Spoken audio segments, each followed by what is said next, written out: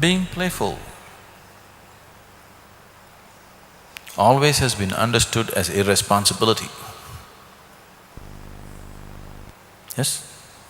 Do you know, right from your childhood and probably to your children also you're doing this, if they're just playful, you think it's irresponsible.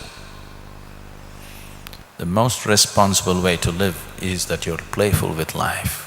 It's absolutely irresponsible to carry a long face and walk around on this planet. Yes or no? Isn't it absolutely irresponsible to walk around with misery? Yes? That's the most irresponsible thing you can do. So being playful is not irresponsibility. Being playful is being very responsible and responsive to life. Only when you're playful, you can do that. When you're serious, the world doesn't exist for you, you and your nonsense. Yes? When you're serious, it's just about you and your nonsense. The world and other life does not exist for you. Only when you are playful, you can pay attention to everything. You can truly respond to everything in the world, only if you're playful. Otherwise you cannot. Just the burden of it will kill you. So playfulness is not a philosophy that you have to develop. I'm going to be playful, I'm going to be playful. No. Science is telling you the whole existence is just a dance of energy. It looks like the forces that create this existence are always playful. Always in this culture, creation has been described as God's play. When they said God's play, many thinking people thought, oh, that fool is playing with my life, that's why all this misery. The forces of creation are constantly at play.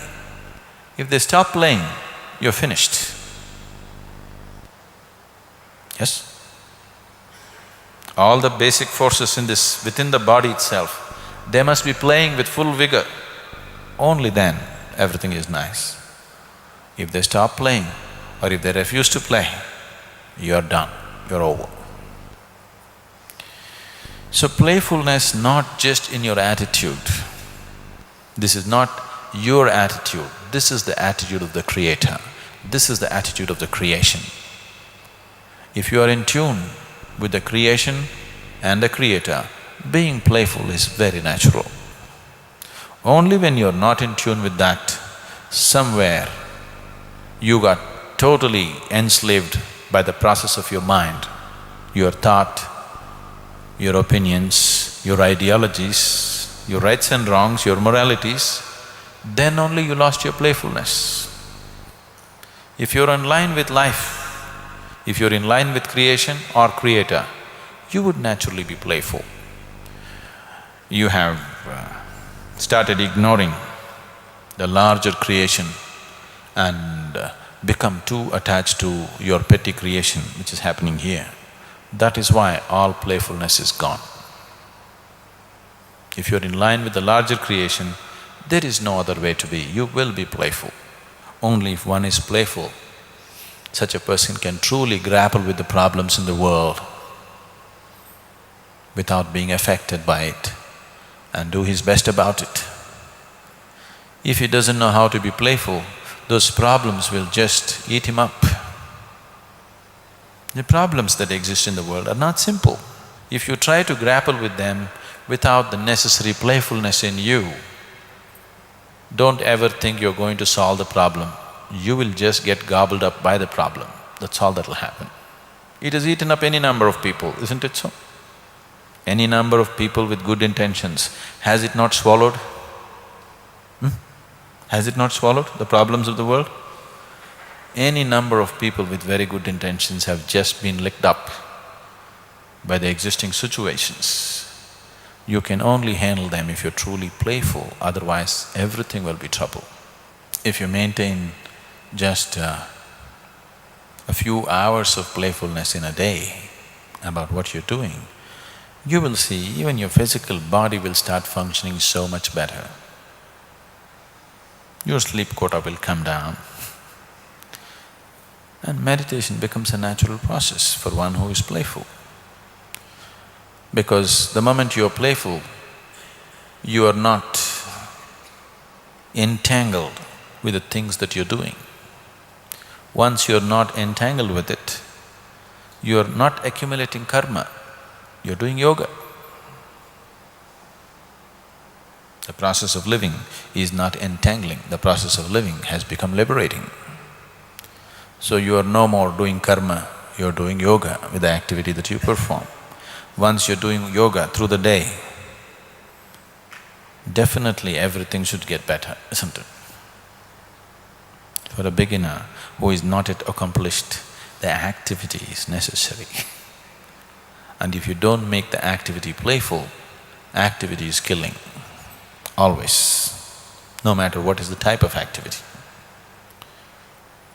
There are different ways of passing through a situation, Mahabharata is a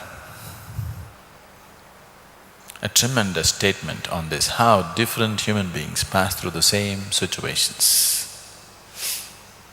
Almost everything that Krishna is going through on a smaller scale, people around him are going through. How they go through it and how he goes through it, how different types of people go through it, the same situations. Mahabharata is a tremendous document on that, how different types of people of different levels of consciousness exist and go through the same situations. When there is some problem, you're traveling outside or you're in the office, some problem arises. If there are 10 people, how these 10 different people experience this little problem that's come up? One person will pull his hair and freak out, another person will pounce on somebody else, another person bangs his head, another person looking what he can do. Do you see this thing happening? The same given situation. So fundamentally, that's what Mahabharata is.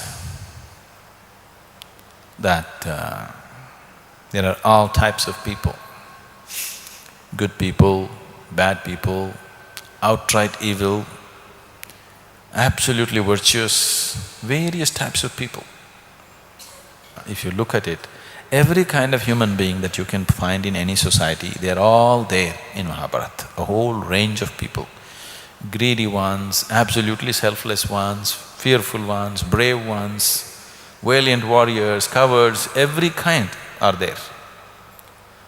And they're all being put through a whole intense drama, and you look at each one's experience, it's very different, and the way he handles it is very different, and where he lands up in the end is very different. Through this whole drama of all the people, Krishna is going through the maximum amount of drama, but untouched. Because he said, yogastaha kuru karmani. That means first establish in yoga and then act. If you act without establishing yourself in yoga, then your action will become an entanglement. It doesn't matter what you're doing. Simple things that people take up to do in their life. After all, for most of the people, 95% of the people in the world, all that they have taken up is just to earn something for their survival, procreate, bring up their children, that's it. Just for this small drama that they have picked up for themselves, they wanted it. A little business or a job, a home, wife, children, husband, this is it.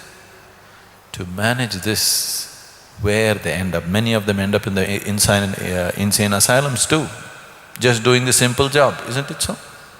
Yes.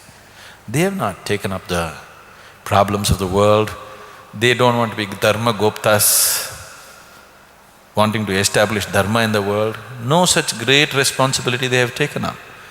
Just to earn their living, survive, procreate and die, which every creature on the planet does. For that, see where people are ending up. How many people are ending up total nuts? How many people are halfway down there? Yes, too many people, isn't it?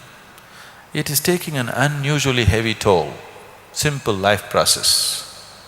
It is not necessary this way, but unfortunately it does go that way for many people simply because there is no playfulness in their way of existence. There is no playfulness in the way they live. They're too dead serious. Now, these two things look contradictory. On one level, we're talking about intensity of passion, devotion. Another level, playfulness, that's the whole thing. If it's passion, you must burn with it. If you are half-hearted, you will not know what it is, it just tortures you, you will not know the benefit of it. You really have to burn. Otherwise, you will not know what it is at all. If you want to walk the path of devotion and you also want to save yourself, it doesn't work. The idea of devotion, the idea of choosing the path of passion is that you want to burn up everything that is you, so that only that which you're passionate about or devote about exists within you. What you call as myself is burnt up in the simple process. It is… for a thinking mind, this looks like self-destructive. But unless you're willing to burn up the limited, another possibility never arises within you. If really the other possibility has to touch you, you really have to burn.